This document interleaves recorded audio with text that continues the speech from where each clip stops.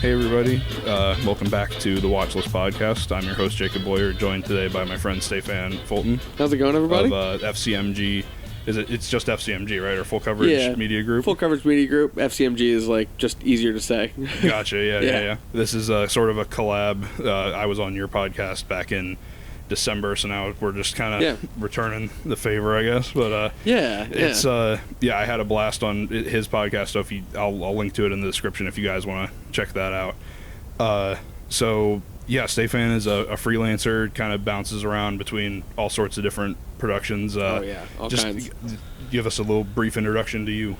Oh, geez. Well, this past week I shot a wedding over the weekend. I was a second shooter for a company called KJAD, which is not just any day. Great company out in Wilkes-Barre. And, this week I was doing, earlier today, actually, I was doing a gig for PBS. I'm out in at Arcadia University shooting interviews and doing all kinds of stuff like that. So it's I'm constantly doing different gigs as a freelancer. Right. It's great to have variety like that. I have ridiculous ADD, so it helps me kind of fill in all of those gaps and keep myself distracted a little bit. Last week I was shooting an elementary school play. They put on this big production, and we actually got really good sound from the board. I was excited. That's great. Yeah. It is the place you'd least expect it. Exactly. Yeah. It just so happened the principal's husband was like a sound guy, and he came in with his big mixing board. And he's like, "All right, guys, we're doing this." It was fantastic. If we're gonna do this, we're gonna do it the right way. Yeah. So I kind of ask the same few questions to any guest I have who's in like a media related field. First of all, like I guess very basic. How did you get your start in doing video and all sorts of different productions? Because like you said, you're all over the map. Weddings, plays. You do music videos. I've seen work with for TV studios. What was the start for you? Well, it really started with music. I was in a band for a long time. I was in a couple of different bands. You know how the story goes. And I was the one person that kind of knew how to use cameras. I had gone to the Baum School of Art when I was younger, and I just used to doodle all over my tests and stuff when I was a kid. So my teacher's kind of like, all right, go do this, at the right place. And they sent me off there. That gave me an introduction to Photoshop and digital photography and like all these different kind of things. And so later on in my college years, finally when I was working with bands and all this stuff, I was playing music. They would like, get a camera together or something, and they'd be like, all right, who knows how to use a camera? And I'd be like, okay, yeah, it's me. All right. And eventually got my own. Got more interested in photography, and I was doing it for other bands. I was starting to do like little music videos here and there, and since I was trying to dedicate most of my time to working with the band, I started to try and move away from like doing part-time work. Like I was doing kitchen work and like overnight security. Right. So instead of doing that stuff, I tried to move towards photography because, hey, if I can get paid to do this, then that means I can spend more time with my band and do more like work in that area. And so it just sort of like fell into place like that.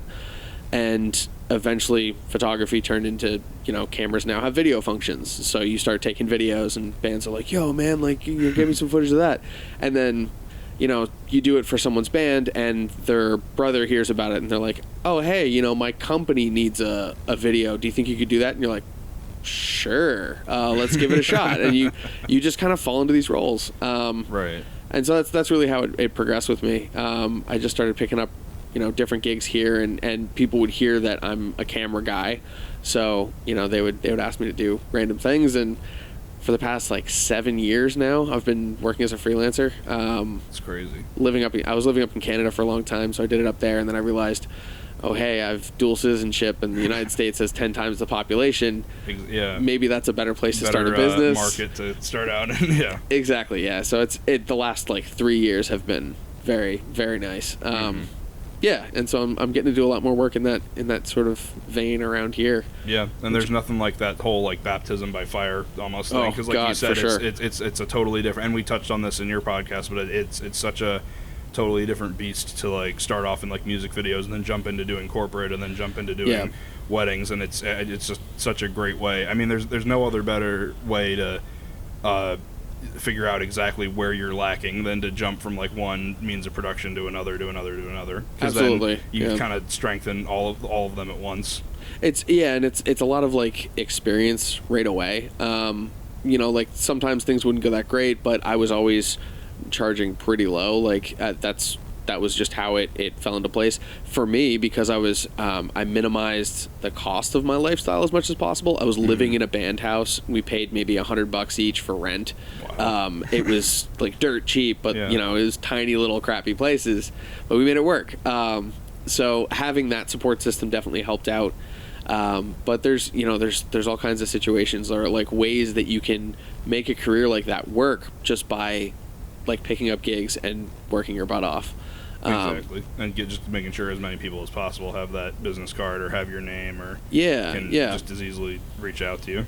And it's one of those balances. It's interesting where like you get to a point where you're like, okay, I really want to do this creative stuff, but you know what, like I got to do this thing, and then you like you're working on this this paid gig that it maybe doesn't fulfill you creatively as much, but you're getting what you need. Like you can pay your bills, and then finally you start getting to the point where you're like, you know what, I can do some creative things again. And it starts to swing back that way. So it's just sort of the way that freelance career progresses. It just rises and falls every so often. Yeah, and I feel like I'm finally starting to get back to that creative part. Like I'm doing some interesting pieces with PBS and like this the wedding work on the weekends is like I find that a lot of fun, and I think especially because I'm a second shooter and not because I'm like exactly. Hey, this is the once guy. You're the first shooter, it's a whole other level of stress.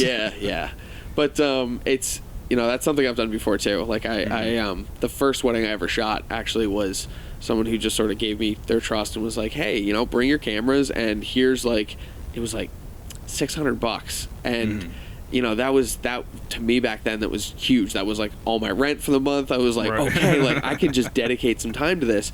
And I made like a wedding film for them. Like it was a really good opportunity for me to see how much work it would take to do a wedding.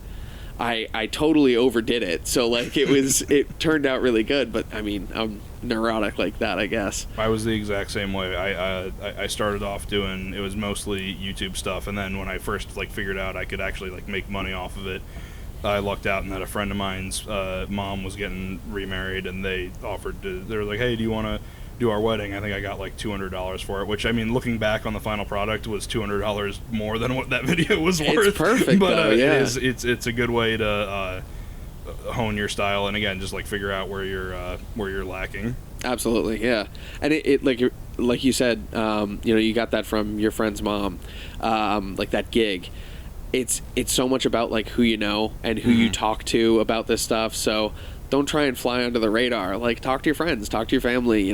Mention like, hey, if you ever need some photos for Facebook or whatever, just get it out there and do that stuff, and it'll start to kind of come to you at some point, which is really good feeling. I guess that kind of ties into my next point, where it's like, what advice would you have for anyone who is looking to get into freelancing? Because it is a very scary prospect, I think, like just looking at it. It definitely is, because nothing's ever guaranteed. Yeah, absolutely. And like you got to look at it with some kind of practical eyes. Like my first gig that I was like really chasing after was trying to do music videos for bands.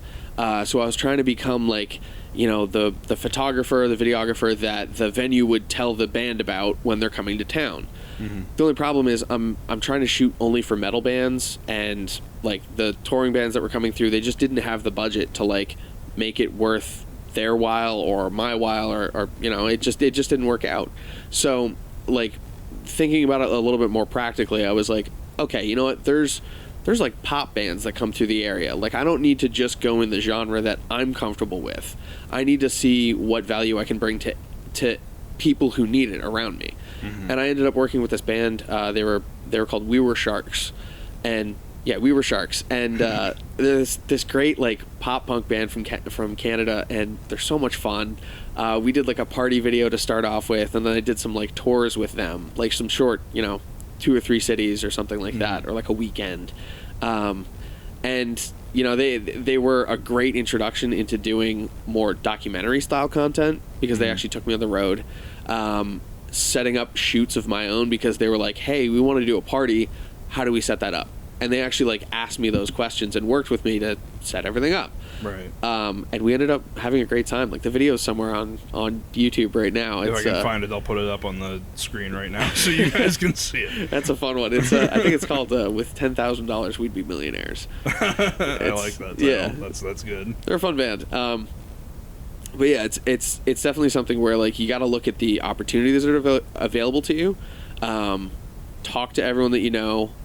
Try and just get the word out there, because you never know when they're going to run into someone that says, you know, oh man, I really wish I had someone who knew how to use a camera right now. Mm-hmm. And they go, oh, you know, my buddy or my brother or whatever, you right know how to use a camera, and they call you up. And then the other thing is I guess like be open to opportunities that pop up. So like if you're walking around and you see some people who are trying to take a photo or something like that, like it looks like they're about to get in, someone's gonna propose, or like a big moment like that. Mm-hmm. Like you can go and offer to take photos if you have your camera with you. That's a great way to get in the door, and like a good way to start that interaction with those people is to just do it for free. Just be like, hey, I'll take some photos, give me your email address, I'll send them to you. And then they come back and go, hey, those are fantastic photos, why don't you come take photos of our newborn baby or something like that. That happened to me this past weekend. I had a call back from a client, and I had done some family photos for them. They just had another kid last week, and so now I'm taking infant photos with them, and their older daughter, who's almost 2, is there. It was just the cutest time. Like we were reading storybooks all weekend. It was great. Again, it just speaks to that like whole wide range of opportunity you get when you're just constantly putting your name out there. Yeah. And so, sorry, go ahead. It's just like, about the value that you can bring. So wherever you can be useful, people will kind of scoop you up, and you'll find these opportunities here and there. It can be kind of fun. It's like an RPG. It's great. Right. It's always unexpected and a little nerve-wracking, but I mean, like you said, it somehow pays off in the end. Absolutely. Yeah. Whether an experience, like there's tons of times where I've had gigs that like didn't turn out the way that I wanted to, but they were always learning experiences. Right. That's for sure. You think of like a classic like this, like the granddaddy of like, oh man, I really messed up and learned a lot from this gig. Or this green screen's making me think of one. There was a gig where I was supposed to do a commercial for. I was living up in Canada at the time, and it was for a medicinal marijuana company that they built a vending machine. And it would take your ID, scan your ID, make sure you're of age. It would make sure that you're in the system and all this stuff. It would take your cannabis card or whatever it was, and they would verify all this information. You would have like an iPad touchscreen. Awesome. So I'm like, okay, I'm gonna green screen this thing, and I'm gonna put it on a pure white background, and it's gonna look really cool because they had it inside of like it was like an office space building, but it was like kind of not complete yet. Right. So there were like ceiling tiles down, like there was like construction in the background, like it just wasn't a clean area. So I was like, okay, you know what, I'm just gonna cover the walls with green screen and it's gonna be fine. I show up and I've got my piles of green muslin, and I look at the thing and I'm like, oh no, it's bright green. So the vending machine is bright green. I'm like, all right, well, luckily I can return these. So I send those back and I get blue screens. But just the act of trying to like set up these blue screens on these walls that aren't finished, nothing's like a flat surface. I was just covering tools with blue screen and trying to light it up. It was gnarly. But yeah, that was a situation where like if I had asked more questions beforehand, been like, so what's the location like? What do you have a space where I can actually shoot this? They would have said, no, we have a hallway. Like there's no room to move. But I managed to do like little dolly shots and all this stuff, and it came out looking pretty cool. But it took me like 4 times as long as I wanted it to. Yeah. I mean, it just that whole lesson of like, it just sometimes there's no way to know. Like. Yeah. And like you said, that's now to ask those questions. The next time, it's always valuable. So you kind of touched on it a little earlier, but do you have any upcoming projects you can talk about that you're really excited about, or geez, any stuff you've done recently that I could plug maybe to give like people a taste of you? Well, I mean, I have started working with KJAD. They're they're really interesting just because like they're getting into more like social media stuff and doing some in-house production. So I might actually be working with them on some like podcasts, live streams, and their YouTube channel. So they want to start having some like, you know, meet the production team, because when we go to these wedding events, like we just went to one this past weekend, and they were like Steve, who's the he's the head guy. This is kind of interesting. My name's Stefan. Mm-hmm. The head guy's name is Steve, and then the videographer, the first videographer, is Steven. So the three of us are around, and someone just yells a name that starts with an S, and all three of us will just a meerkat over here. Yeah. But Steve, the head photographer, he's like walking behind the bride, like holding her gown, like her train, and all this stuff. Mm-hmm. Like he's like making sure the bow tie is perfect on the groom. Like he's really in there, and he's so involved. It's not only a great learning experience, because I do weddings for friends, and like sometimes for hire, like I just get a random request for a wedding, which is awesome. I love those. Yeah. But it's a great learning experience, and it's also like a really fun team to work with. Mm-hmm. So like they were so involved with the day that like it made it easier for everyone. The couple was like they were fantastic.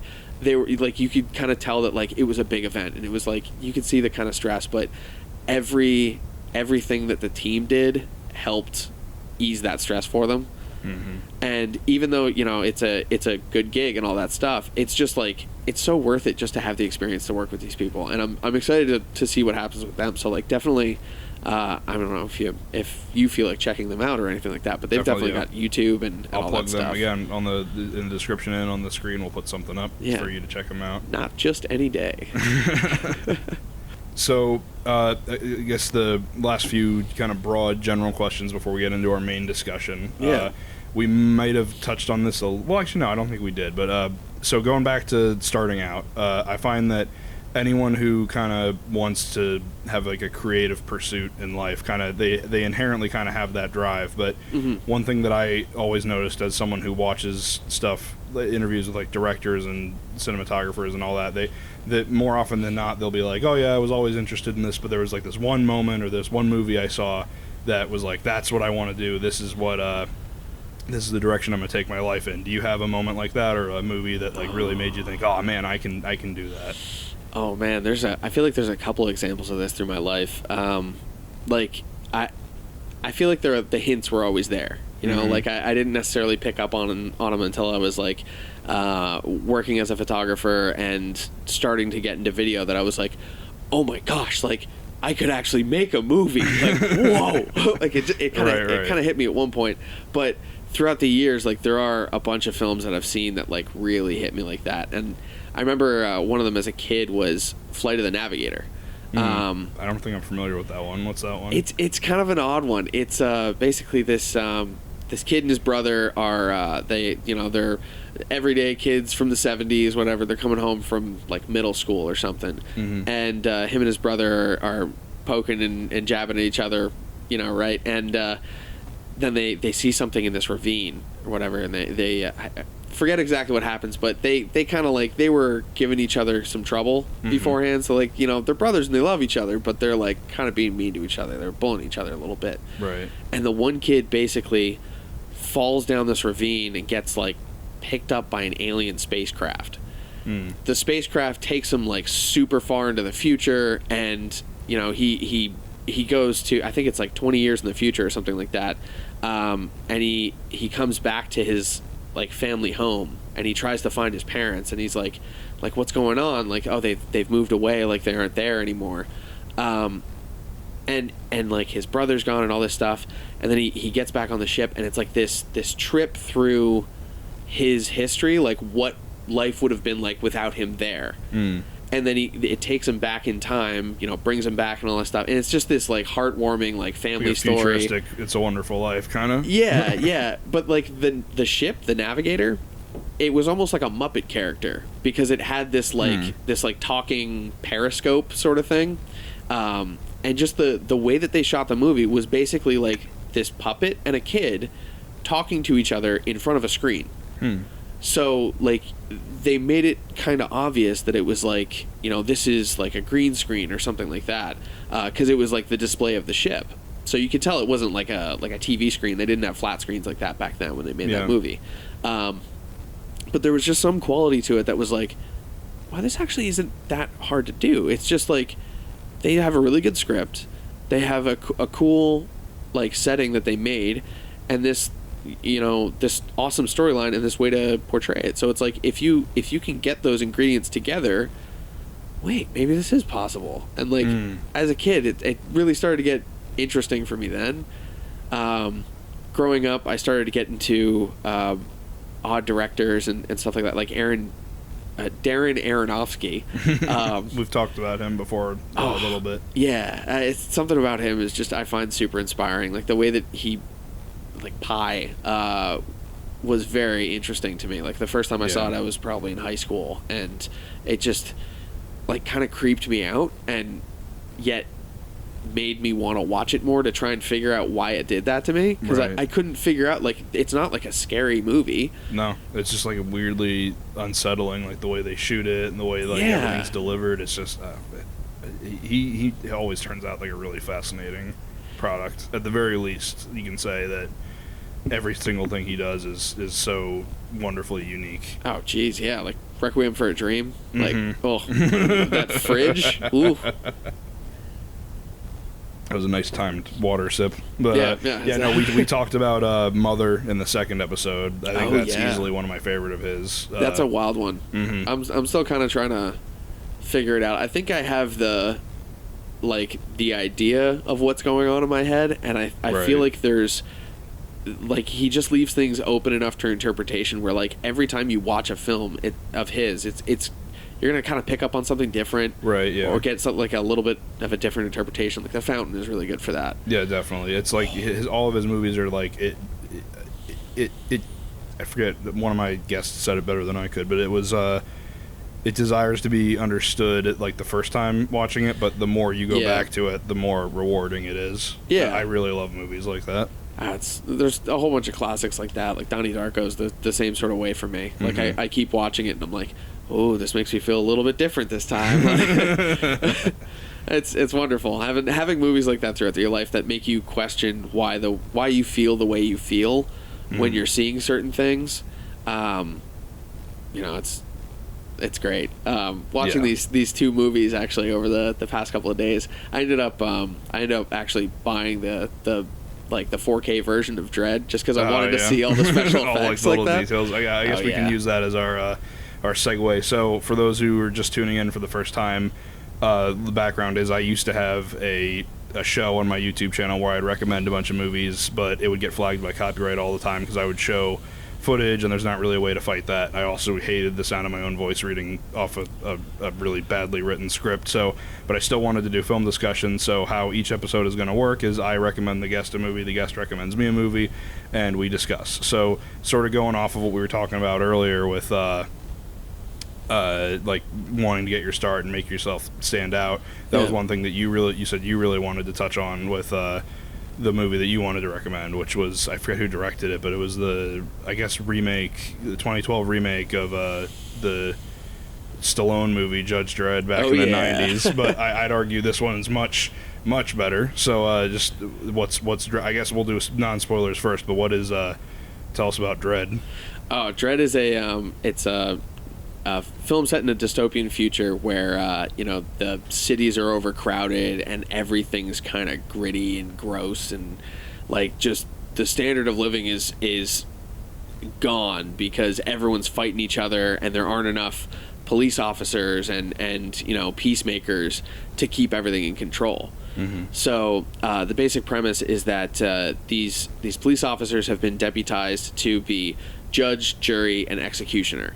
Right. So it's it's this gritty crime fighting, he's sort of like a superhero, anti-hero character, because you sort of hate everything that's going on in this movie. Like, it's just all dirt, Right. But basically he follows the trail on this there's a murder that happens. These three bodies that are called in, and he goes in to figure out what's going on, and just gets in way over his head. Right. Basically, this entire apartment place gets locked down, and he has to fight his way out. Mm-hmm. A very simple setup, but I think it pays off very, very well. Yeah, in a very beautiful way, and visually beautiful, but like also from a storytelling standpoint, it hits all the beats that you want it to hit, and it does it very, very well. Yeah. So, really quick, I guess, because I brought it up briefly, what were your thoughts on the Stallone version? Oh man, I love that one. It's like classic Hollywood. You know, it's got that feeling of big budget movie. It's got the huge, jacked lead. He comes in, there's the giant spotlight behind him, and he's like says some crazy line and then shoots a bunch of people. Right. It's fantastic. It's like oh man, any old Schwarzenegger movie. Stallone movie. Any Stallone movie, exactly. Yeah. It fits the genre so perfectly. So it's an example of that kind of stuff, And that one was like, that movie was brutal. Yeah. But it had that huge budget Hollywood feel. This one sort of has a different feel to it. Exactly. Yeah. Like there's great special effects, there's awesome sets and all this stuff, but there's a part of me that's like, I was watching it this time and I was kind of wondering, like, did they actually have physical sets for all this? Was it maybe blue screen backgrounds? Like, did they just do it that way and do it digitally? I think there's parts where you can tell, like that certain hallway shots that are like really long, you can kind of tell that there's not really any depth to it. It is kind of just like a screen and they're putting him over top of it. But there's something that's like charming about that in a weird way. Yeah. Like I think, because like you said, the Stallone one has this big like Hollywood vibe to it. And I think that the thing that's missing from this one is that that version is way cheesier and kind of is like like an action comedy, and like this is an action comedy, I'd argue, to an extent, but like very dark. It relishes way more in the darker aspects, and it goes like really balls to the wall with the action in a really wonderful way. Oh yeah, and it really plays with the special effects of like that were coming out at that time. Like they even mention it, the big bad drug of the movie slow-mo. Yeah, exactly. Using like phantom cameras and stuff like that. Yeah, and that's like right around the time that those were coming out for like Hollywood. They, like the guy says at one point, he's like, it's a drug that makes you experience life at 1% of real speed. So if you take that into a like the sense of a camera, that's what, 2,400 frames per second? Something like that, yeah. And I think that's about what a Phantom camera can do in 4K. Or is it 2.7K? They might have done 2.7 probably and then back, because it's like, what, I think 2012 probably was like 2.7 if I had to guess. I mean, like 8 years ago at this point is like, that's a significant technological jump. Right. It's not a lot of years, but it's crazy how that's happening too. But it's like a display of like each level that Dredd goes through is like, all right, I have to go to this level and we're gonna have to use this special effect to show it off. Like, it's great. I love it. It's just like a how-to book on like the hero's story, first of all, because it's problem, and then he starts on the journey and it's up and down as you go up this this ever increasing action hill, right? And then you hit that climax and then resolution. Like, it's simple storyline wise, but it's like a great format to learn from, and the way that they present special effects and they build it up to the kind of climax of this kind of beautiful special effect ending. It just fits so well, and I think that it's really coherent. And it's this kind of like death march of a movie that you just slog through, and you're like, oh, that was cool, and also really gross. Yeah, I was like, I gotta admit, because I had seen it back when it first came out, so I was glad that you recommended it, because when I saw it back when it came out, I was kind of in the height of my like snob years, you know what I mean? Like, every person who likes movies goes through that time period where it's like Tarantino and art house and that's it. But so I kind of saw it the first time and I was like, oh, it's a dumb action movie. There's no merit here. So I was, and I hadn't seen it since. So I was really glad to get the chance to rewatch it, and it does, like you said, it really excels at really delivering on great action, whether it is through the slow-mo or the special effects, or as simple as like a really well choreographed fist fight or gunfight. Yeah, and it's like, it doesn't even look like the choreography is necessarily that crazy all the time. But I think that they really put their effort where they were trying to put it. They put it into special effects and they put it into gore. Like there's I don't think this is a spoiler really. It's just kind of a gore example. Right. There's a scene where an explosion goes off in a doorway to blow the lock off the door, and you see in super slow-mo the bullets like going in. Yeah, the bullets going in. They're passing through the people. blood flowers and all that. Yeah. Oh yeah, and like you can tell that it's obviously special effects, but it's just like it's so overdone that it's beautiful. Right. It's like this masterpiece of just like gross. But it is very well done. I especially like it not only in the scenes where they do go like really slow. Yeah. I like that they do this really nice thing where like they like crank the saturation and they put like this kind of like rainbow kind of sheen on like anything that has a reflective surface, and it makes you like it's almost like looking at like a slow like one of those like live photos where it's like where there's just kind of barely movement and it's really pretty to look at, and then the next second is just like the blood flying everywhere and Karl Urban grunting at Olivia Thirlby. But it's really, I don't know, it's a great experience. Karl Urban's his like scowl throughout the movie is just indomitable too. Like I feel like he had it's taken like right from the comic books. And it's great. I love how they kind of followed that, and they went with a more gritty look as like the Stallone one. I think it's beautiful in its own right. And I mean his mouth is also built for that like perfect scowl as well. But oh yeah, that's right. I didn't even think about looking at that. Wow. He makes the mistake of taking his helmet off, though. Yeah, exactly. He's not worrying about psychic abilities or anything like that.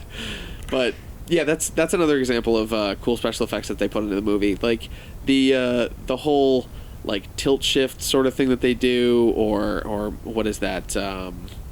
I guess it sort of is a tilt shift, but it's like a radial blur that they do around the psychic character when she's doing her thing. The chroma splitting, like the RGB channels showing.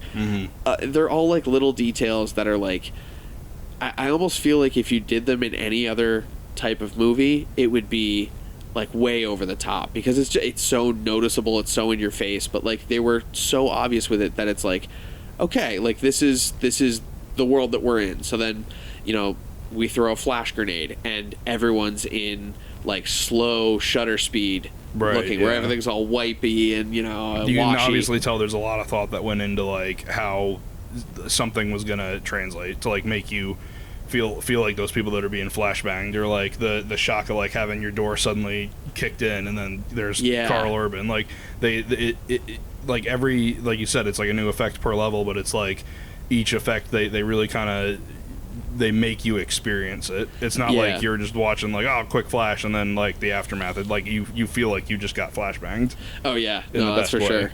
And like I think of like there's a lot of action films that do the Gestalt action thing, where it's a lot of people doing a lot of things, and there are a couple scenes in this movie that sort of have that. Like I think about the minigun scene, where there's 3 miniguns just chewing up the other side of the building, taking out all of their own guys with no regard to anyone's safety. No one's even wearing safety goggles. It's ridiculous. They're just tearing this place apart, and like I find myself like running with Dredd. I'm like tense up, like jump, and then he gets hit by this explosion, smacked against the wall, and you're like, it's visceral, but it's I don't know, like it's done in this weird way that it grips you without. I guess it's sort of that tongue-in-cheek thing, like.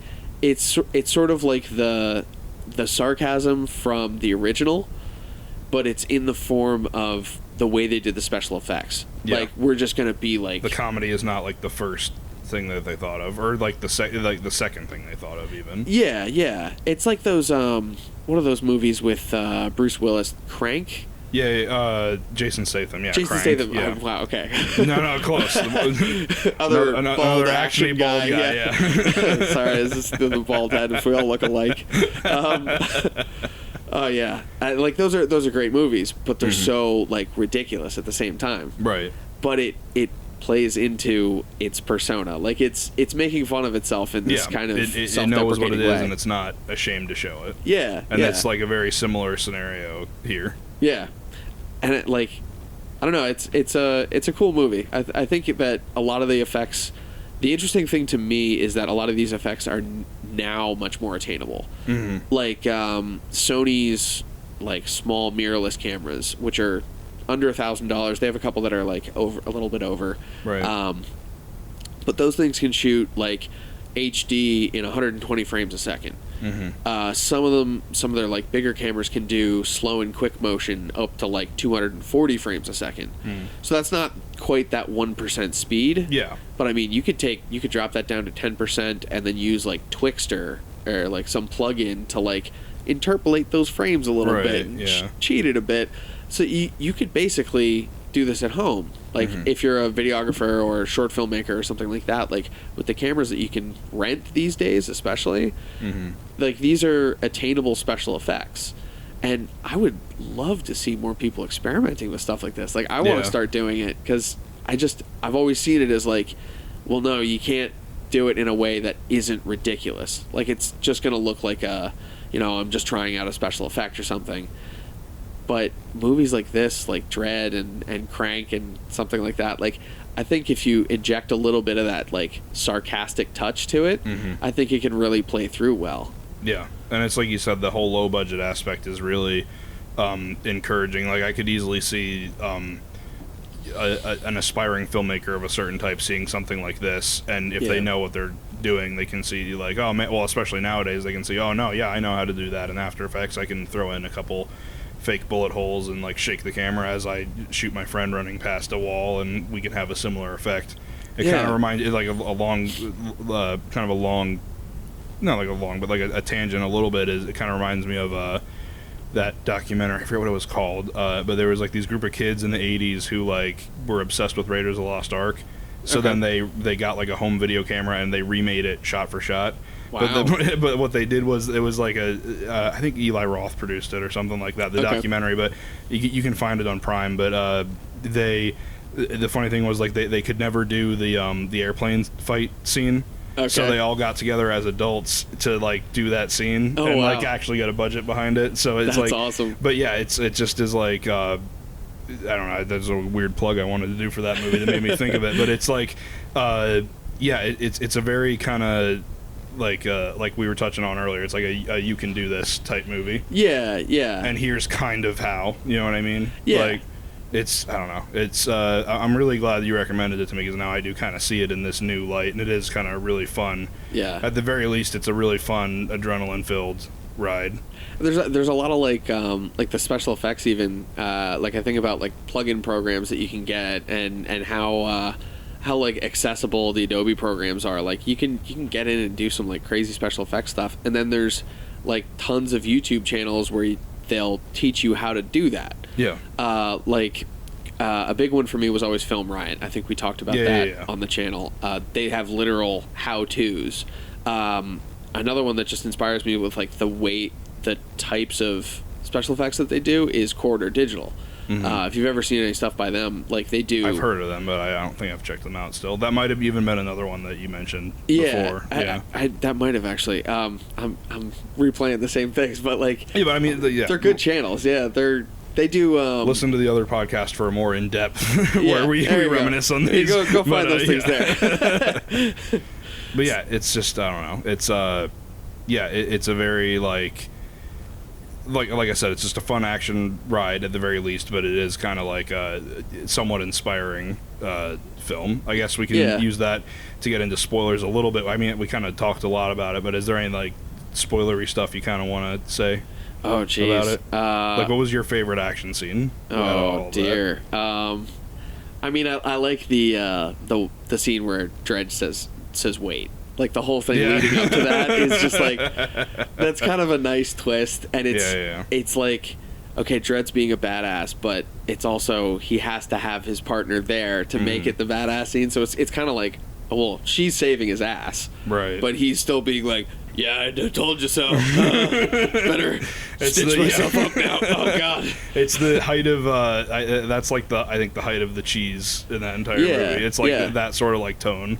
But yeah, I really love that gore effect too. Yeah, like when he every supers single himself up. gore effect in the movie is really well done. Like when the guy's hand gets blown off from like the false ID on the gun or whatever. That's like really really visceral. The body's hitting the floor from like 500 stories up or something. Yeah. Or even at the end when like Mama like hits the camera and her face kind of like explodes in your face. Like that's it's so intense. But it's so great. I get like a distinct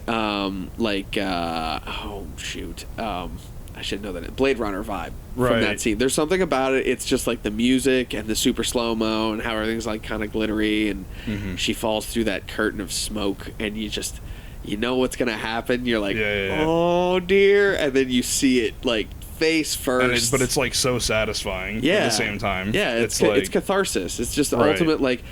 Okay, and it's like over. You said earlier too, it's like the movie's over after that point. Like there's maybe like less than 5 minutes after that point left in the movie. A little bit of exposition. They say a joke and then they do their thing. You know, everyone's happy at the end of the day. It's like this beautiful wrap up. Right. You know, one thing I like about that too is that one thing that kind of bothered me about the Stallone version is that I feel like it felt too epic for its own good. You know what I mean? Yeah. Like it really stretched itself thin in a lot of areas. And one thing that I really liked is you kind of get a sense from the exposition in the beginning and like little like bits and pieces of information you get throughout the movie that like there's just so much going on, and there's like a lot of really good world building that like there's like little hints and pieces of like, oh man, I wonder what that family's life is like, or I wonder what like where do these corrupt judges come from, what's their story, like so the one thing I really like about it is that it kind of sets itself up for like more,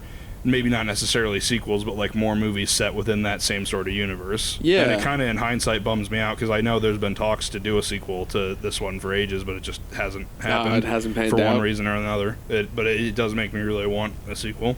Yeah, and I feel like they could do it relatively easily. Like it wouldn't have to be that crazy. Like go to a bunch of green screen stages and like just have fun with special effects. You know? Yeah. It's like a John Wick film, except John Wick is all about like the martial arts, and it's phenomenal for that. It's just if you shift that focus from the martial arts to special effects and you just make it badass and action packed, you're good. Like that's all we want, Yeah, it's such a fun ride. I'd said it before. I'm just thank you so much for the recommendation. It was nice to kind of get that new perspective 8 years after the fact. Yeah, I feel like I kind of needed it too. I had watched it once and then I had watched it again with that same sort of like, I didn't really like it the first time, but you know what, it was some cool special effects in there. Maybe I should watch it again. Maybe I'll like it more. Like I felt the same way about like Bad Boys. The first time I watched it, I was like, oh, okay, that's kind of cool. And then I watched it again, I'm like, this is sick. Like, awesome, let's do this. And, I wanted to come back to it with, like, a little bit of film experience in there, because it was years ago that I saw that. That's also a nice lens to kind of view things, like, for lack of a better term, lens to view things through. See what you did there. It's like, to just kind of, we said, it's like it's a very, like, movie that anyone could make, so it's fun. Not even just with this movie, but with like movies that you liked from your past in general, to go back and like try and figure out like how did they do this, and maybe like how, going a step further, how could I take like this skill and implement it into what I'm doing. Like, absolutely. It's just I feel like a broken record. It's just a great movie. It's a good like it's a teaching film for if you're going through, like if you're learning special effects in like After Effects. Give a watch to this movie. If you just downloaded like the DigiEffects, damage suite or something, and you want to know some cool ways to make like RGB splits like look good, watch this movie. It's one of those things where I think it's really good for like student filmmakers and like short filmmakers and people who want to do kind of cool special effects things. I think it plays right into our wheelhouse. Definitely, yeah. And actually, I thought of an illusion. I was thinking the other night. I watched this movie with my girlfriend, and she I think her review was something like stressful, but I felt okay at the end. Like, it's like, okay, she's not one for action movies, so like I think that was basically as good a review as we could get with it. Yeah. But I mentioned to her at one point, it was like, this reminds me a lot of like Clint Eastwood, and she's watched all kinds of westerns, and she's like, yeah, you know what, like he's that very like he's just gonna march Stoic to the end, and, like, grit his teeth, and just be like, all right, let's get the bad guys. Not the law. I am the law. Like, oh, jeez. Something in it for everybody. Yeah. So it's got that kind of western vibe to it, which is nice. Yeah. And one thing you mentioned, too, to kind of segue to the next discussion, is student filmmakers and getting their start in very weird and unique ways. I loved your suggestion. Oh, man, that's that so was good to so hear. Cool. Yeah. It's I kind of messed up. I led you a little bit astray. I thought that so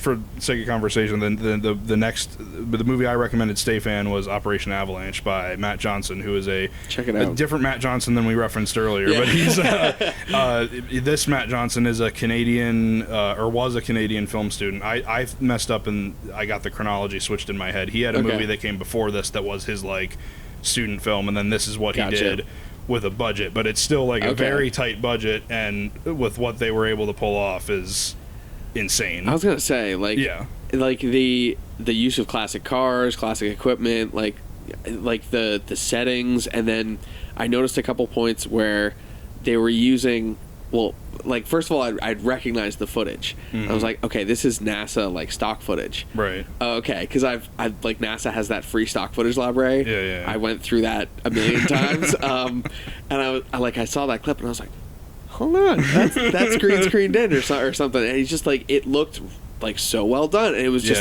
quick, one or two shots, but like the special effects are really well done.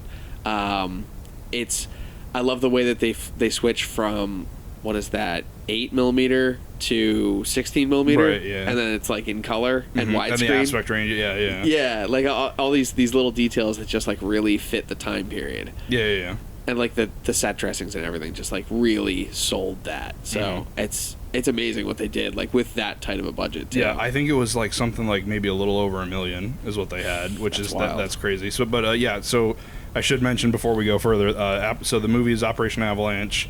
It's a found footage drama about two young aspiring CIA agents realizing that NASA can't make it to the moon by the end of the 60s, so they come up with a plan to fake the moon landing, and it's basically the process of how they go about doing it, which is like, it's such a weird, like, out of the box concept, but it's done in such a crazy way, and we keep on saying like on such a tight budget, like they had to really get inventive with, like, because I mean obviously like you're like, if you're Ron Howard, you can like rebuild Mission Control on a soundstage, but what they did is they call up NASA and say, hey, we're a bunch of Canadian film students and we're making a documentary about Apollo, can we come down and shoot at NASA for a few days? And then they sneak all this footage in like old Mission Control and like in that side room off, like, so if you ever listen to like the making of like how the movie, how like they barely even had a script. They were just like, okay, we're gonna go to NASA, we're gonna shoot for like a week, and then whatever we get, and we'll make a movie out of that. But so it's like it was so run and gun, and like every single shot was like borrowed, or they had to cheat it in some way, but it goes the other side, and you wouldn't even think about it. You would think that everything is so planned out. Like almost every single employee that they talk to at NASA is an employee at NASA working today.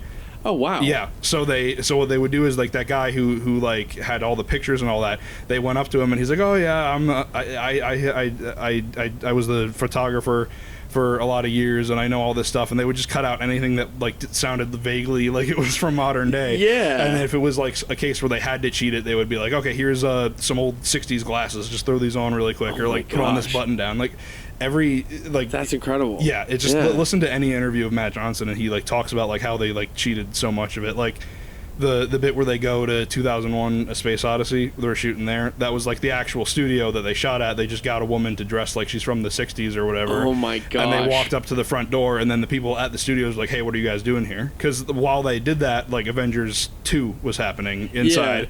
So then so they get chased off and all they get is that one shot. And it's so, oh my god, just listen to anything about the making of Operation Avalanche, and it's insane.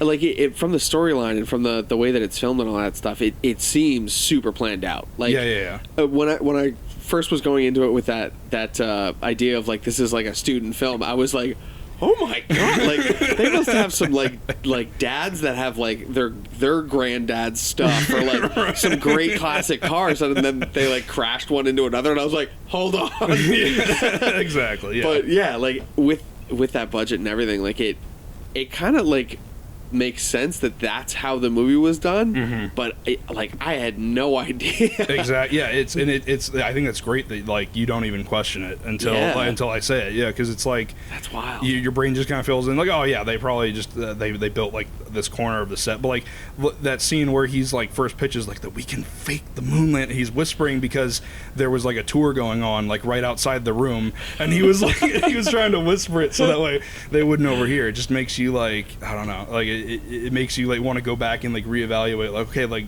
why did they do it this way, or like why did why like did they really have a plan when they shot this scene, or like what was their end goal here? But it's any interview, that's kind of like his style overall though, because like his first student film was very much like kind of the same thing, very it was still found footage but very very different. That it was the first, which I also highly recommend. I think that's also on Amazon Prime, called The Dirties. It's like these two, it's the same two guys. Matt Johnson's the star, he also directed it, the blonde guy with his hair slicked back, and then his like friend with the glasses.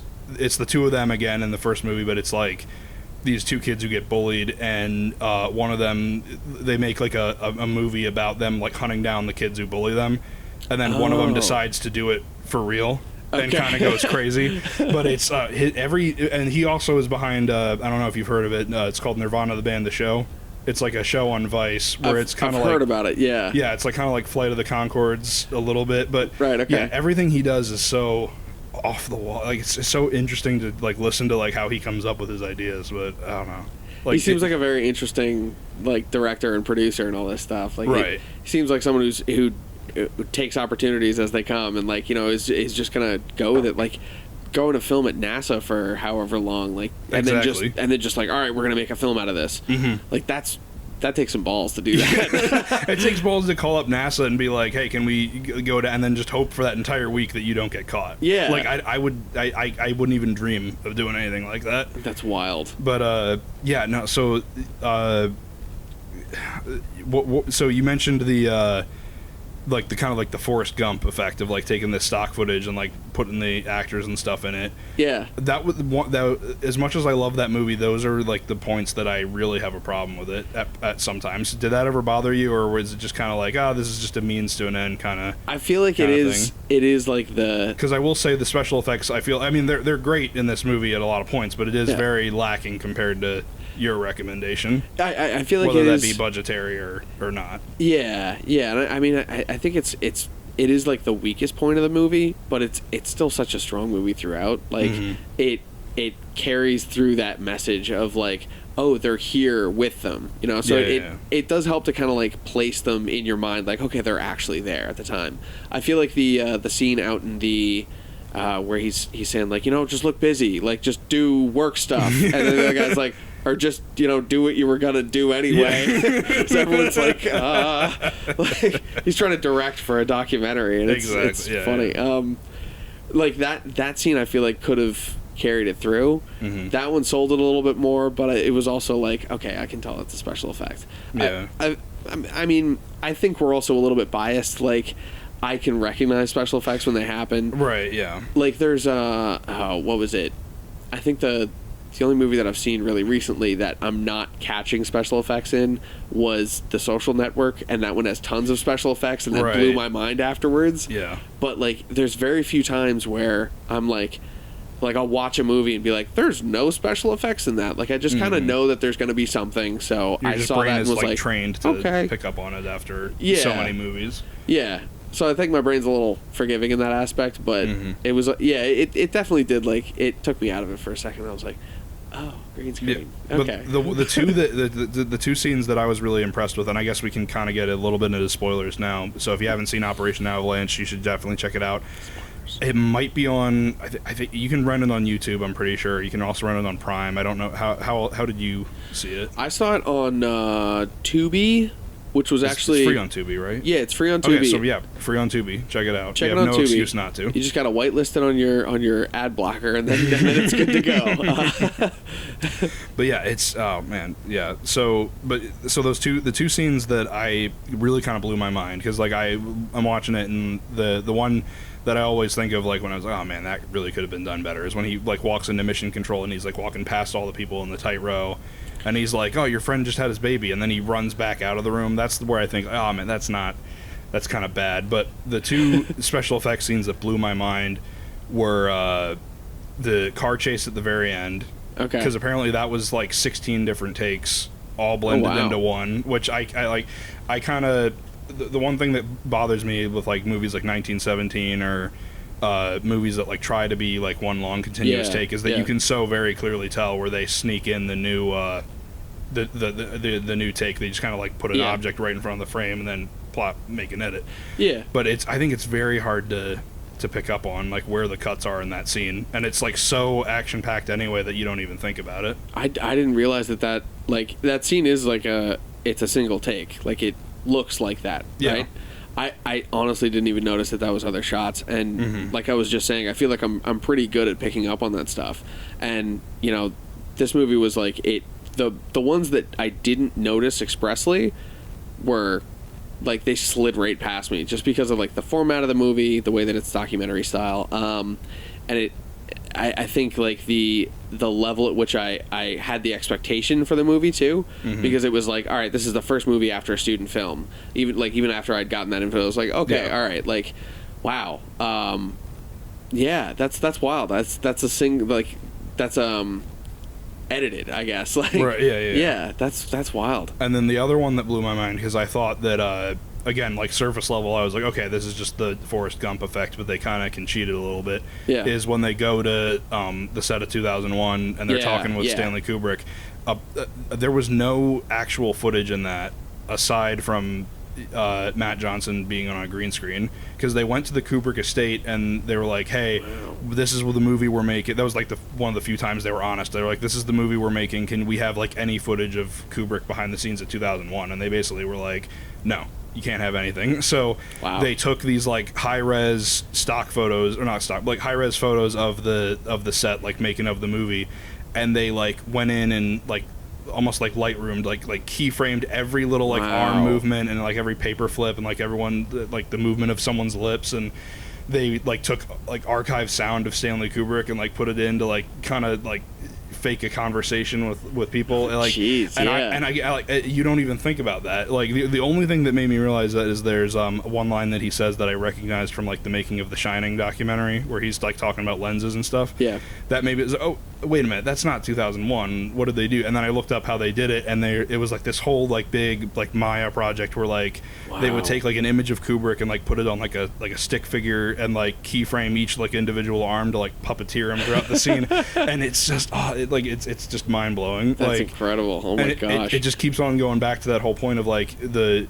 movie you make after your student film is this like such a huge ambitious thing, because like he even says, Matt Johnson in an interview at one point, he's like, we didn't want to go the route of like, oh, Kubrick's in the other room, like, you know what I mean, like you want to like see Kubrick, you want to like see these historical figures, you want to like feel like they're a part of this like nothing should be cheated.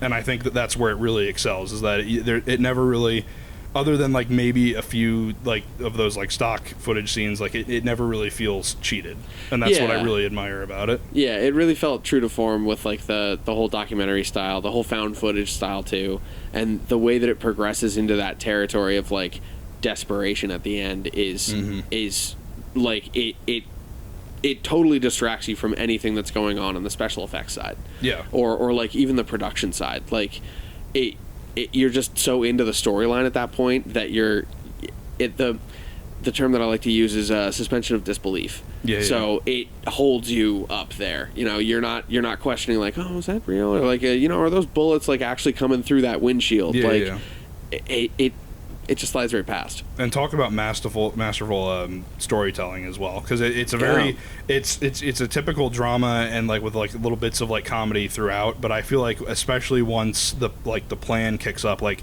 there's that scene where he's in front of like the board of like directors or whatever at the CIA, and he's like, "Here's how we're gonna fake the moon landing." From that scene up until the end, it like it slowly gets more and more intense, and it just builds like to that car chase. And like this huge like cacophony of craziness, and it's just so like it almost like horrific in some ways, where it's like you have like the two guys and they're off to the side and they're like, we're being followed, like did you look at our footage? There's like two random guys in the background. Who are those people? Is that the KGB coming after us? Is that the CIA? Like it's so it builds tension so well, and it makes you scared in the best way, because like you have the Matt Johnson character who's just like so happy he gets to make his like moon movie, and the other guy being like, dude, we're being fucking hunted by the CIA. It's so it builds so perfectly, and the payoff it like with the other movie, the payoff is so great. Yeah, and like the characters feel so realistic because they're all like flawed in their own ways. You know, like you said, the Matt Johnson's character is just over the moon that he's literally going to be over the moon. Choice of words, I guess. But that he's going to be able to make his movie, you know, like that is kind of his weakness in a way. You know, he's blinded by some things for that, and meanwhile his partner is like kind of blinded by his relationship with his wife at the time. Like he's more protective of that, so he's trying to pull away constantly. Like that builds tension in their relationship, and that leaves you like these questions about what's really going on, like with the investigation and all this stuff, like who's really following them, and who's at fault here. Like it just like they build that tension with these flawed character roles so well that you can't help but believe that they're real, you know. And it adds to that suspension of disbelief. So I guess last thing we can touch on is the ending. What did you think about that final scene? Oh jeez, I like there's something like warm and fuzzy about a movie ending with CCR. Yeah, like coming up, and you hear that wow, and you're like, I think it's almost like a cardinal rule where you have to have that if you're making a movie about the 60s. Yeah, it's got to be in there somewhere, and they used it really well in this context. Like there's a part of it, I don't know, it makes me want more a little bit. It makes me question what's really going on in this movie. Like it doesn't leave me unsatisfied in any way. It's just that it leaves me with this sense of like anticipation still, and I'm just like, ooh, jeez, like it's kind of creepy. You know? One thing that I didn't really think of until like this last time that I watched it is I kind of I was looking at it through the perspective of because he calls the director guy, and he's like taunting him like, you can't come after me because I have footage of everything we did. Everyone will know. And the director's like, you come back and I'll make you your head of your own department, which is like kind of what he's like said that he wants throughout the whole movie. And I thought up until like this past time I watched it that he made this power move of like, you've killed my friend, it's not worth it anymore. And then he sees like the moon footage on the TV and he's like, what have I done? All this was for nothing. And that's kind of the perspective I looked at it up until then. But like with this past time I rewatched it, I kind of looked at it as like, well, is he reconsidering the offer when he's looking at the TV like that? And that kind of like you said, it makes it like so. It adds that like, no, don't stop right there. You can't end like that. But it's so masterfully. And again, for like someone who didn't have a plan at all when they were making it, it's just it's insane. Yeah, and like it kind of plays into that like weakness of his flawed character too, where it's like he's kind of blinded by that ambition, and it I feel like it's creeping up on him at the end. Like he's watching that and he kind of gets a little stuck. He's like, oh, should I go back? What did I do? Look at what I did. Yeah, I'm almost like waiting for him to like smile at the end. You know, and like it freaks me out. Like that gets me. It's so creepy in like a weird way. But the anticipation. It's creepy because I think you're seeing like like a good character possibly go bad, but you're not getting any resolution to it. Yeah. So it makes you think about like, well, what would happen to me in that situation? And I don't know, human nature's freaky, man. Like, people do weird stuff. Yeah. Oh, that's a great movie. Thank you. I'm glad you enjoyed it. I really appreciate that you gave me that suggestion. Yeah, and like I said, if you're interested, I think his actual student film, which they still had a pretty decent. I think they had like $10,000 or something. They managed to like scrape up to make it, but like it's not as like off the wall as this one is. But I think it is a very, because from the sound of like the way you talk about it, you kind of valued that whole like character study of like these two guys, and I think that's what The Dirties really has going for it. Is like it's a lot about like these two friends who start off really strong, and then one kind of like starts to go downhill. Yeah, almost the same relationship where Matt Johnson's like, they're both like really good buds like right at the start of the movie, and Matt Johnson kind of gets like overtaken by his ambition, and the other guy is like trying to pull him back a little bit. It's the same sort of relationship, but it's done in a very different way. Interesting. And the payoff is still like, I won't spoil it, but the ending is still like a very similar kind of payoff where it's like, oh no, don't stop there. But gotcha. It's great, and obviously Nirvana, the band, the show, is hilarious.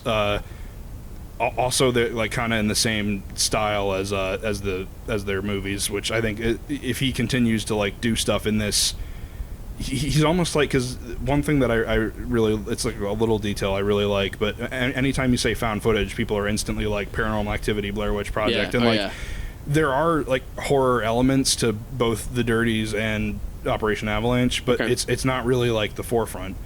It's like it's like a way, it's showing like there's more to this genre, there's more to this approach to filmmaking, and it's, I think, done very, very well. Like in Operation Avalanche, it's just sort of like it's just consequential. Like the thriller aspect of it is just like them getting deeper into their job. Like you kind of, I don't know, you almost like expect it to happen because it's like, oh, they're CIA, they're doing an undercover thing, like of course it's going to be tense, like, but then it like boils to this point, you're like, oh geez, like it gets you worked up.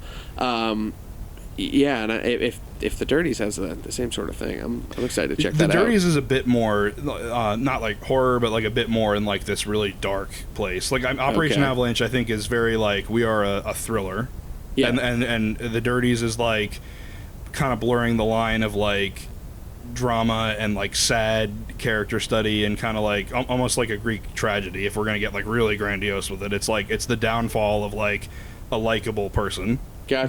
But it's again, I don't want to say any more because I don't want to spoil it, but it is definitely let me know what you think if you end up checking that one out. That's what got me turned on to Operation Avalanche, is that someone just randomly recommended me The Dirties, and I was like, oh man, I need to see what else this guy's made. But, cool. Yeah, both of them are great movies, so I guess that's about our time on the Watchlist Podcast. Thank you guys so much for watching. Stefan, thank you for joining me. Thank you for having me. Definitely love to have you on again, talk more freelance stuff, more crazy recommendations, but tune in next time. We're going to have my friend Cody Myers from Kutztown on. He recommended me, I don't remember who made it, it's, I want to say 80s or 90s kind of B-movie Bubba Ho-Tep with, I think, Bruce Campbell. Oh, yeah. He's in that? Yep, that's Bruce Campbell. And then I recommended him, again, I don't remember the director, but a 2009 Black Dynamite. So check both of those out if you haven't seen those movies. You can clearly see Stefan's a fan of both of them, so if that's his reaction, you guys should have the same. But so watch both those movies. That way you can be in on the conversation for next time. Again, Stefan, thank you so much for coming out and doing this. Cheers, I appreciate it. Thank you guys for watching the Watchlist Podcast. We'll see you next time.